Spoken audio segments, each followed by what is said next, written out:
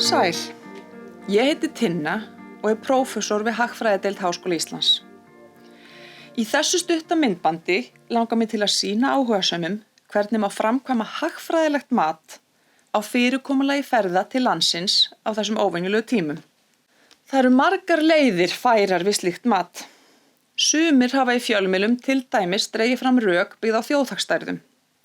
En í raun eru þetta mismunandi leiðir sem ættu að gefa sambærilegar niðurstöður. Ég ætla hér að lýsa einni aðferð sem dæmi slíka útreikninga. Í yfirferð minni ætla ég fyrst að útskýra þá leið sem ég vel við matið. Næst ætla ég að útskýra mat á þeim þáttum sem fólki finnst erfitt að ímynda sér hvernig hægt að taka inn í slíka útreikninga. En svo á endanum ætla ég að vera með nokkrar hugleiðingar ferðatakmarkanir. Ég stikla á stóru til að reyna að hafa þetta sæmilega stutt myndband, en þetta er ekki alveg einfalt mál. Ég set því í sviga þau ensku hugtök sem mestu máli skipta fyrir þá sem vilja leita sér frekari upplýsinga. Ein leið sem er mjög gagnleg við þessar aðstæður er að beina sjónum sérstaklega að því hvort markaðsbrestur sé á þeim markaði sem til umræðu er. Hér eru það sem sagt ferðir yfir landamærin. Markaðsbrestir eru aðstæður þar sem markaðir reynast ófærir að ráðstafa auðlindum þannig að hagur í samfélaginu sé hámarkaður. Í þessu tilfelli er slíkur markaðsbrestur til staðar sem kallast neikvæð ytri áhrif. Kosturinn við að nota þessa aðferð er að hún losar okkur undan því að telja saman alla þætti hagkerfisins. Heldur getum við beint sjónum að þessari tilteknu skekkju sem er á markanum og hvernig megi bregðast við henni. Ókosturinn er kannski sá að þetta krefst töluvert skilnings á gangverki hagkerfa til þess að rétt sé með farið. Grunnhugmyndin er einföld en það er auðvelt að gera mistök ef að greinandanum er ekki ljóst hvað beri að taka með í reikningin og hvað ekki. Áður en við ræðum hvernig við metum stærð þessara skekkju og leiðir til úrbóta skulum við skoða hvað í skekkjunni felst. Hugsum okkur fyrst markað sem ekki felur í sér markaðsbrest. Segjum sem svo að ég geti framleitt svona síma. Til slíkrar framleiðslu þarf ég margvísleg aðföng. Ég þarf gler, plast, rafmagn og fleira. En einnig tíma minn, tíma sem er mér einhvers virði því að þegar ég er að framleiða síman, þá er ég ekki að gera aðra hluti sem ég hef ánægju af. Segjum sem svo að virði heildarfórna minna séu 50.000 krónur. Þú sem ert að horfa metur síma sem þennan á 70.000 krónur. Hér er augljóst tækifæri til viðskipta. Ef við segjum sem svo að við sættumst á verðið 60.000, þá vorum við með þessum viðskiptum ef ég selði þér síman minn að auka hag okkar hvors sig 10.000 krónur. Ég er betur sett 10.000 krónur og þú sem kaupandi einnig, enda fékkstu síma sem þú metur á 70.000 en þurftir aðeins að gefa frá þér 60.000. Skoðum svona hefðbundinn markað án markaðsbrest á grafi. Á grafinu sjáum við eftirspurn sem lýsir mati neytenda á vörunni eða ávinningi þeirra og framboð sem lýsir þeim fórnum sem seljendur færa, rétt eins og við vorum að tala um. Ef þetta væri markaður með síma sem við vorum að ímynda okkur rétt hérna áðan, þá væri þú sem neytandi einhver punktur hér á eftirspurnarferlinum og ég sem seljandi einhver punktur hér á framboðsferlinum. Eftirspurnarferillinn sýnir okkur að eftir því sem verð er hærra vilja neytendur kaupa minna af vörunni, en framleiðendur vilja selja meira af vörunni ef meira fæst fyrir hana. Án þess að við förum í löngu máli út í það hvernig það gengur fyrir sig, þá gerist það almennt á mörkuðum sem ekki fela í sér alvarlega galla að það magn sem framleitt er á hverjum tíma er þetta. Þetta magn felur í sér heilmikla kosti. Það felur í sér að við framleiðum allar þær einingar vörunar þar sem neytendur meta vöruna umfram fórnir framleiðenda. Rétt eins og í dæminu okkar áðan með símann. Og fyrir hver viðskipti verður hagur fyrir viðkomandi einstaklinga. Sömuleiðis það kostur við þetta magn að við framleiðum engar vörur þar sem fórnir framleiðandana eru umfram ávinning neytenda. En því miður gengur þetta ekki alltaf svona vel fyrir sig. Skoðum nú aðeins markað með neikvæðum ytri áhrifum. Markaðsbrestinum sem skiptir máli í þessu sem við erum að fjalla í dag. Ef við hugsum okkur aftur dæmið með símann og segjum svo að þær fórnir sem ég þarf að færa við framleiðslu á símanum ekki allar fórnir samfélagsins.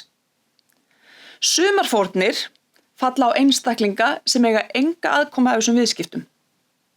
Þetta gæti til dæmis verið ef símaframleiðsla mín mengar mikið. Segjum svo að skaðinn af þessari mengun jafngildi 40.000 krónum. Þessi skaði fellur ekki á okkur viðskiptaaðilana, mig og þig. Við höfum því áfram hag af því að eiga viðskipti, þó í raun hafi heildarfórnir samfélagsins af viðskiptunum verið 90.000 krónur en ávinningurinn aðeins 70.000 krónur. Hér væri því meiru fórnað fyrir minna. Nú ef við skoðum þetta á myndinni sem við vorum með áðan, þá getum við sett þetta fram með eftirfarandi hætti. Þær fórnir sem fólust í framboðsferlinum eru ekki allar fórnirnar. Ef við bætum við þeim neikvæðu ytri áhrifum sem falla á aðra, þá lítur þetta svona út. Einingar sem okkur virtust vera þess virði ef einungis var horft til viðskiptaaðilana eru í raun margar hverjar ekki fórnanna virði þegar neikvæðu ytri áhrifunum hefur verið bætt við. Þá hagkvæmasta magnið mun minna. Hversu miklu minna fer eftir því hversu mikil ytri áhrifin eru. Takið eftir því að það ekki eins og viðskipti þar sem neikvæð ytri áhrif eru til staðar séu aldrei hagkvæm. Stundum ávinningurinn svo mikill að hann allra fórnanna virði, að ytri áhrifunum meðtöldum. Stundum geta þó ytri áhrifin verið svo mikil að það eru nánast engin viðskipti á markaðnum fórnanna virði.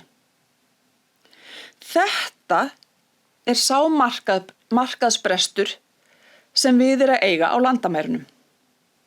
Kostnaðurinn af ferðum yfir landamærin fellur ekki allir á viðskiptaaðilana, því hættan á smiti og því sem það felur í sér getur valdið töluverðum usla fyrir aðra.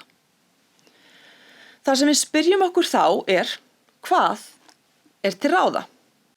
Algengar aðgerðir hins opinbera vegna ytri áhrifa geta til dæmis verið að banna viðkomandi hegðun ef ytri áhrifin eru svo mikil að mjög fáar einingar væru fórnanna virði.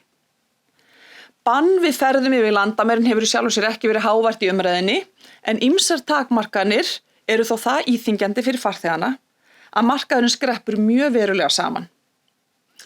Þannig að við erum kannski komin nokkuð nálægt þessu, enda leyfir fólk sér stundum í umræðunni að tala að landinu hafi verið alltaf því lokað. Svo það sú leið að setja skatt á viðskiptin. Þetta leið sem farin til þess í rauninni að gera ytri áhrifin að innri áhrifum okkar viðskiptaaðilana. Ef við tökum til sem dæmi símaviðskiptin okkar sem eru að fylgja okkur í gegnum þessa umræðu alla, þá væri hægt að setja skatt í samræmi við áhrifin af framleiðslu hvers síma. Ef ég sem framleiðandi þyrfti að borga skatt upp á 40.000 krónur til viðbótar við aðrar fórnir mínar, þá heildarkostnaður minn við framleiðsluna orðinn 90.000. Og ég sel þér, hlustandi þessa myndbands, ekki símann þar sem þú ekki tilbúin að borga 90.000. Því verður ekki af þessum viðskiptum okkar sem voru í raun að valda meiri skaða en ávinningi.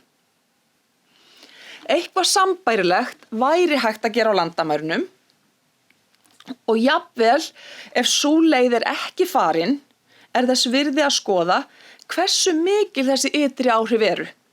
Ytri áhrifin sem í símadæminu okkar eru 40.000 krónur. Og þá að velta fyrir sér hvort skekkjan vegna þessa markaðsbrests sé mikil eða lítil. Það eru til fleiri leiðir en þessar sem að ég nefndi, en þær passa verð við málið sem hér ræðir, ferðir yfir landamærin, og því læt ég þær liggja á milli hluta hér. En spurningin er þá, hvað við ætlum að reyna að mæla? Jú, við ætlum að reyna að mæla hversu stórt þetta bil sé. Það er væntigildi ytri áhrifana á hvern farþega, sem er eins konar meðaltal þess auka kostnaðar sem hver komufarþegi veldur. Það sem við þurfum þá að mæla er margvíslegu kostnaður sem fellur til vegna smits sem berast til landsins. Þetta er bæði beinn kostnaður og óbeinn kostnaður. Sú forsenda sem ég gef mér við þessa útreikninga er að við munum áfram stunda þær almennu sóttvarnir hér á landi sem við höfum viðhaft hingað til þegar að smitt er í landinu upp að því marki að ástæði hefur þótt til svo sem með smitrakningu, 2 metra reglum og svo framvegis. Þetta er held ég ekki óskynsamleg forsenda við hagrænt mat, þar sem niðurstöður annarra rannsókna benda til þess að slíkt sé hagkvæmt og efnahagur landa gangi betur eftir því sem löndum gengur betur að eiga við veiruna. Þetta er í rauninni aðeins ólíkt því sem margir héldu í upphafi, þar sem að margir héldu að vali stæði á milli efnahags og heilsu. En nú virðast hagfræðingar að stærstum hluta sammála að þarna séu ekki fórnarskipti á milli, heldur gangi þeim löndum best í efnahagslegu tilliti sem standa sig best í sóttvörnum. En ef við til dæmis myndum ákveða að breyta stefnu hér, hætta þessum vörnum og láta veiruna brenna hér í gegn, þá myndir hlutföll þessara kostnaðarlega einfaldlega breytast, en ekki grunnhugmyndin. Kostnaður við til dæmis sóttkví og einangrun myndi þá dragast saman, en kostnaður við líf og heilsu aukast og svo framvegis. En ég held að við látum það liggja á milli hluta og skoðum reynsluna miðað við þær sóttvarnir sem hafa verið viðhafðar hér. Þannig að við ætlum að skoða afleiðingarnar af þeim smitum sem bárust til landsins á milli 15. júní og 19. ágúst og deila þeim kostnaði á komu farþega til landsins á þeim tíma. Tímans vegna ætla ég bara að taka dæmi af þeim atriðum sem fólki finnst kannski ekki liggja beint við hvernig eru tekin inn í slíkt mat. Sem sagt sóttkví og einangrun til dæmis, og almennum smitvörnum á borð við fjarlægðarmörk og fjöldatakmarkanir á samkomum. Þetta er erindi sem er tekið upp 1. september og ég ætla að gefa mér þá forsendu að allar afleiðingar þeirra smita sem við höfum verið að glíma við eftir tilslakanir á landamærunum í sumar séu komnar fram og að engin auka kostnaður vegna þeirra muni koma fram síðar. Við vitum auðvitað að þetta er ekki rétt. En ég ætla að leyfa mér að taka almennt þannig ákvarðanir við þessa útreikninga að varfærið mat sé að ræða og leyfi mér því að vanáætla ytri áhrifin frekar en hitt. Nú, ef við skoðum fyrst sóttkví og einangrun.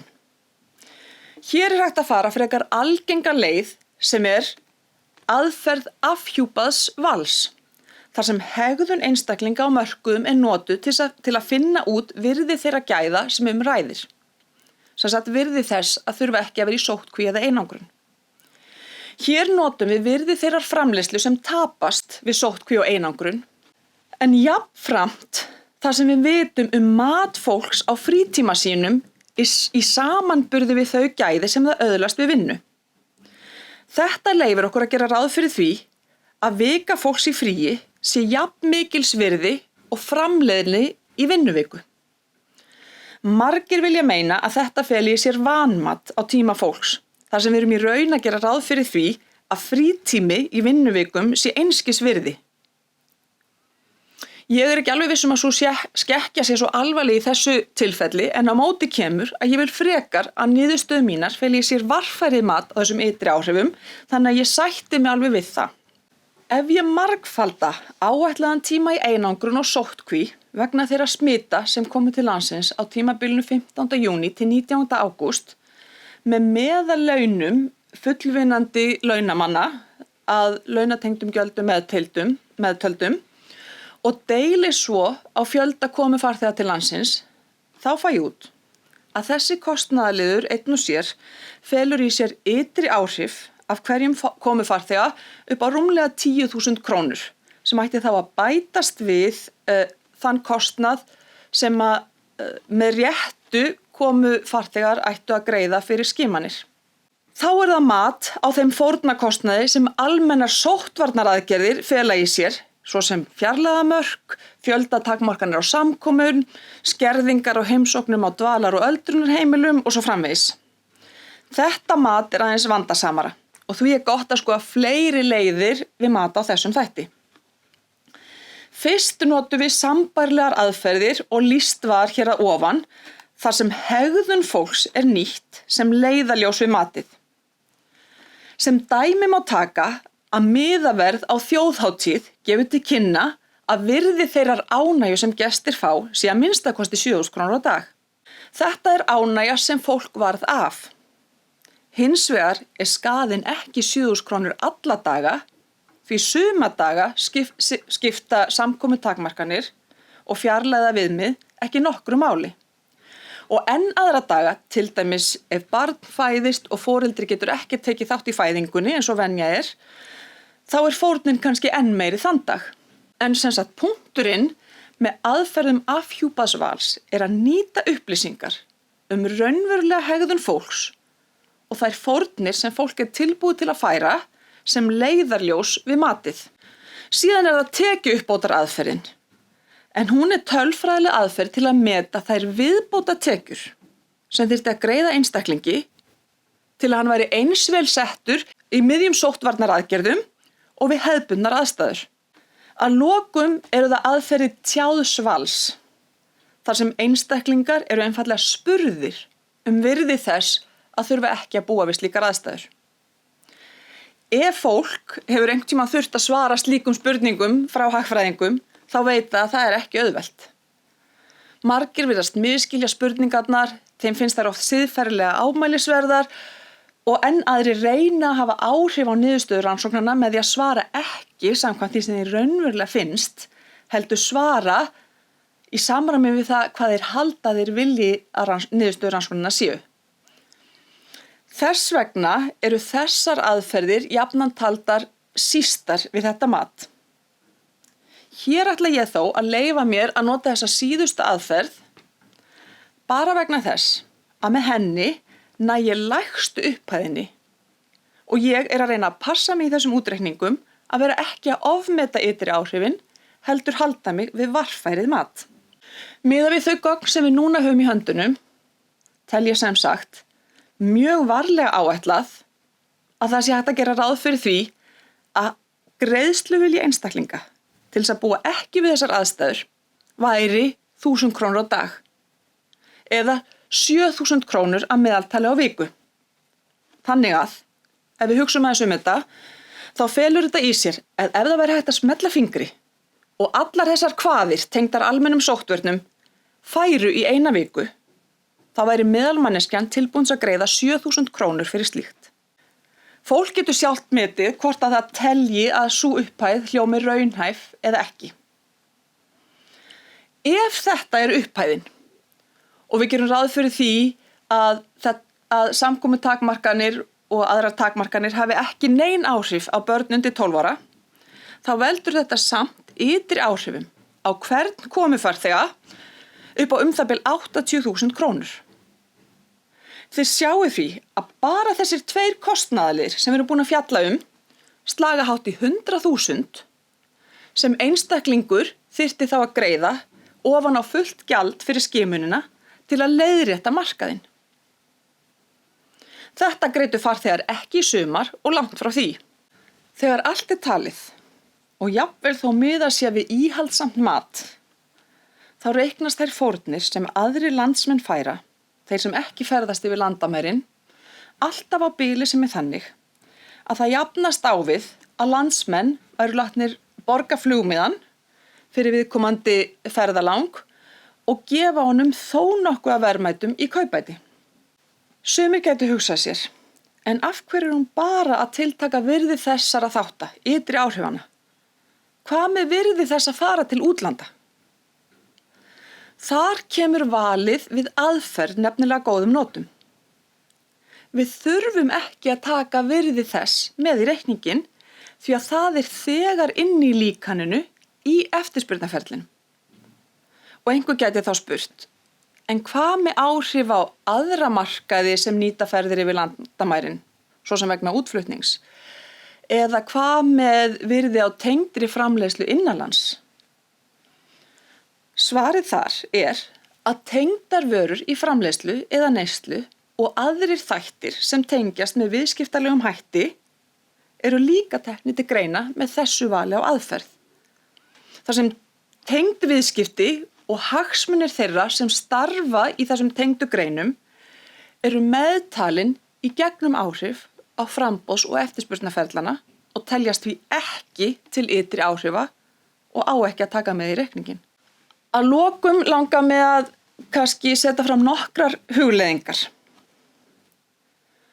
Þetta hagrænt mat. Punkturinn hér að hámarka hag og þá skiptir höfuðmáli að fórna ekki meiri hagsmunum fyrir minni. Hér hefur til dæmis verið rætt skattheimtu af farþegum í samræmi við ytri áhrifin sem þeir valda. Sumir gætu sagt að það væri réttlátt að þeir sem valda áhættunni á einhverjum skaða beri kostnaðinn af henni. Það má vel vera, en ég bendi bara á að það ekki leiðarljósið hér. Heldur það að slík skattheimta breytir hegðun fólks og kemur í veg fyrir viðskipti sem eru þjóðhagslega óhagkvæm. Sömuleiðis hefur frelsi, sem hagfræðingar tala stundum fyrir í meira mæli en nú, verið til umræðu. Og þá skiptir þetta sjónarmið að hámarka hag aftur máli. Vissulega tala hagfræðingar stundum fyrir frelsi á tilteknum mörkuðum. En þá mikilvægt að hafa í huga að það grundvallast á því að við tilteknar aðstæður hámarkar slíkt frelsi hag. Þetta grundvallast ekki á einhverjum etískum hugmyndum frelsi sem slíkt. Frelsið þá verkfæri til að hámarka hag. Ef einhverjum finnst frelsi trompa hag og vera þess virði jafnvel þó við fórnum hagsæld, þá get ég í sjálfu sér lítið við því sagt. Ég get bara bent á að við þessar aðstæður þetta niðurstaðan.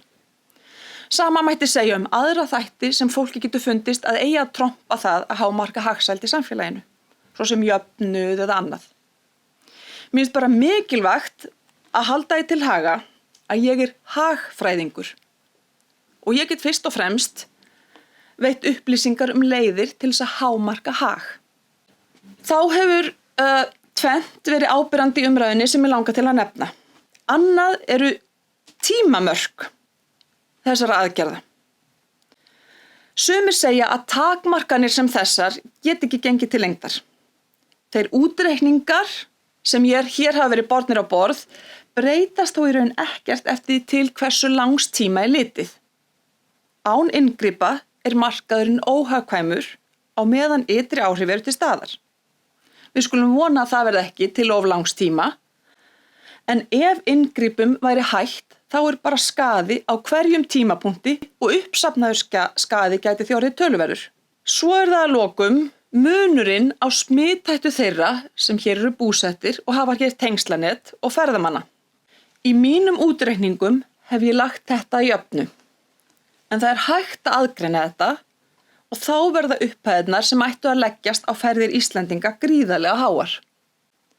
Núna ég að dreifa þeim kostnaði sem tilfellur jafnt á ferðamenn og íslenska farþega, en ef ég set stærri hluta kostnaðarins á íslenska farþega þá myndi kostnaður þeirra verða gríðarlega hár. Markmiðið hér var að gefa áhugasömum innsýn inn í eina leið til að framkvæma mat á hagkvæmni fyrirkomulags á landamærunum. Það sem þessi innsýn ætti að sýna að án takmarkana á landamærunum eru ferðir þau langt umfram það sem hagkvæmt Takk fyrir.